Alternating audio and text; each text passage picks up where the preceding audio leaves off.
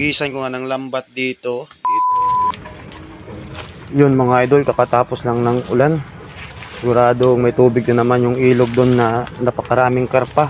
Kaya manghuli tayo pang ulam. Abangan ninyo mga idol. Hagisan ko nga ng lambat dito sa munting ilog. Kasi dito ko mo makita ang naglalakihang mga karpa, mga idol.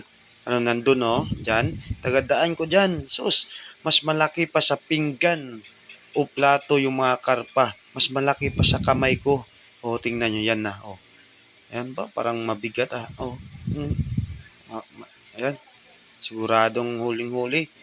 Ayan ba? Parang lumalaban pa. Huli. Tingnan nyo mga idol kung gaano kalaki ang mga karpa dito. Ilog lang to pero ang karpa dito, ang laki ayan na tingnan nyo. Mm. Mm. Mm. Mm. Oh. Oh. Parang isa lang nahuling karpa. Janitor fish lang pala. Siguro inubos ng janitor fish ang mga karpa ditong parang plato na kalaki nun. Inubos siguro ng janitor.